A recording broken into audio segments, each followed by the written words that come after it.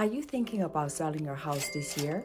If that's the case, this episode is for you. Hi, this is Nicole Muk, a local realtor helping people buying and selling real estate in the greater Princeton market. In this episode, I'm going to go over 10 things you need to know before you put your house on the market. Number 1, buyer agent compensation. The recent settlement involving National Association of Realtors marks a significant shift in the real estate landscape. This agreement addresses long-standing concerns over transparency and competition. Changes include buyer agent compensation, clearer disclosure requirements, and an effort to ensure consumer choice. So as a practical matter, as a result of this settlement, the ultimate result is that buyer pays buyer agent compensation and the seller pays seller agent compensation. However, the changes cannot happen overnight. So from the traditional practice to the ultimate goal of each side is responsible for their own agent's compensation, we're in a transitional process. So in the market, we have seen different approaches. But my advice to you, given the ongoing market situation, my advice to you is this: negotiate with your listing agent about the seller's agent compensation and be open to review all the offers that present to you so that you are ready to negotiate. Because from all the offers we've seen, buyers often include in the offer stating that buyer expect the seller to pay for a certain amount of buyer agent compensation. So be prepared to review all the offers and be ready to negotiate. Number 2, work with a competent realtor who knows the market very well. Now more than ever, it is critical for you to work with a professional who is data-driven and knows the market intimately, so that this person can guide you to prepare your house properly, price your house strategically, and promote your house aggressively in order to attract as many buyers as possible so that you can receive the most viable offer for your house within the shortest period of time. You will want to take the time to find the right realtor because whoever you work with matters. Number 3, price your house correctly. According to the forecast, in 2025, we're expecting to have more transactions, more houses sold than in 2024. What it means for a seller is that you might face a little bit more competition compared to the earlier years. So your approach could be very different if your house is the only house versus the approach that you need to have if your house is one of the similar houses on the market. So again, working with a professional realtor who knows the local market very well will be beneficial to you. And in today's market, I would suggest that you stay humble, realistic, and be conservative is the way to go. Number 4, high mortgage rate. This year we start 2025 with the mortgage rate on the high side. And in fact that today the mortgage rate just went up above 7%. This is the first time since May 2024 that the mortgage rate has gone above 7%. As a seller, you need to know that mortgage rate does have an impact on the affordability and also buyer demand. So in a price-sensitive environment, again, with the correct pricing will help you tremendously. If selling the house for the best result possible, given the ongoing market condition, then pricing correctly is critical. So just remember. Number 5, prepare your house. Perhaps you notice that this year you will see many bold colors or warm colors in houses. However, if you're ready to sell your house, I strongly encourage you to paint your house in a neutral color. Because when you're living in the house, you can paint whatever color up to your liking, so you can enjoy living in the house. However, when you're ready to put the house on the market, the more it is important to keep it neutral. Because, for example, if in different room you have a different paint color, for instance, okay, a boy's room has a blue color, a girl's room has a pink color. To you, it's so nice that the kids feel more, more comfortable in those colors. However, in the eyes of buyer, that only translate as potential cost if they need to repaint the rooms. So always keep the color neutral when you sell your house. Number 6, pre-listing inspection. We know that for any listing, the most precious time is the first 2 to 3 weeks. Once you put the house on the market, you want to attract as many buyer interests as possible so that you can get offers. And once you choose one buyer to work with, then you move further along the process. And things do happen. Sometimes because of inspection issues that the two parties fail to reach agreement on how to address the issues, then the deal fall apart.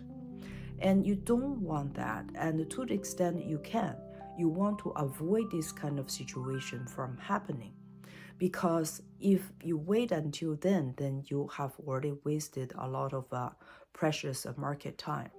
So one way to prevent that from happening is that to do a pre-listing inspection. This way you know the health condition of this property, and if there's any issue at all, you want to address them before you start showings. Number 7, put your emotions on the side. Granted, you have lived in this house for many years and you had good memories and experience in living in this house, and you are emotionally attached to the property.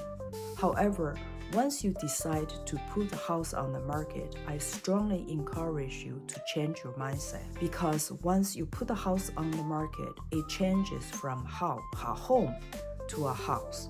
And also when the buyer comes to see the house, because they have never lived there, they don't have that kind of memories or experience like you did.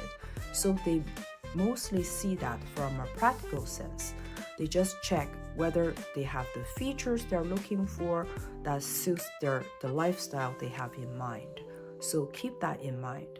And if, don't take the buyer's feedback personally, because they are just checking to make sure this is the appropriate next house for them. Another thing is that because the market has shifted and we're in a high mortgage rate environment, things can change. And sometimes, buyers can change their mind. So things do happen along the transactional process. So be prepared to deal with challenges or difficulties down the road before the final closing. This way, once you have the appropriate mindset, it will make your life a lot easier. Trust me, it will help you tremendously. Number 8, it takes longer time to sell a house nowadays. Like I mentioned earlier, the market has shifted quite a bit. So the kind of a crazy hot sellers market we've seen between 21 and 23, or even the early part of 24, are behind us. And we are in a more neutralized market, even though there are pockets in the market, meaning some houses still attract multiple offers soon after they are put on the market, whereas other houses would just take a longer time to get showings or even get offers. For example, use the national data as an example. During the pandemic, the average days on the market was 24 days. Nowadays, for the national market, for the entire US market, the average days on the market is 80 days. For those, also during those crazy hot sellers market, 1 in every 3 houses will attract multiple offers right after the house was being put on the market. Whereas in today's market, is 1 in every 10 houses will have that kind of experience. So be prepared. It will take a little bit longer time to sell the house. Always keep close communication with your realtor to understand whether it is the issue if you haven't got any offer for a period of time, and always keep a close communication and open communication with your realtor to understand whether it is the market condition or whether it is your pricing issue, so that you can position your house properly. Again, price your house according to the market condition is critical. I cannot emphasize that enough. Number 9, listen to feedback. A listing agent will always collect the showing feedbacks for the seller, so that he or she can communicate with the seller to see, okay, what do people think about your house, right?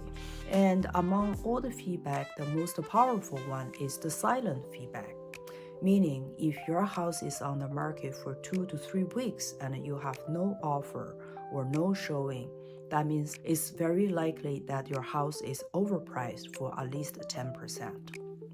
Again, communicate with your realtor and understand, is it your situation, is your pricing issue, or is it the market condition that caused there's no showing or no offer? This way, you can position yourself properly in order to attract a viable offer soon. Number 10, shorter contingency period and a shorter closing period. So things do happen along the transactional process, and you want to keep everything neat and tight. So for example, for the contingency period, try to keep it around 10 days and try to address everything and clear all the contingencies as soon as you can.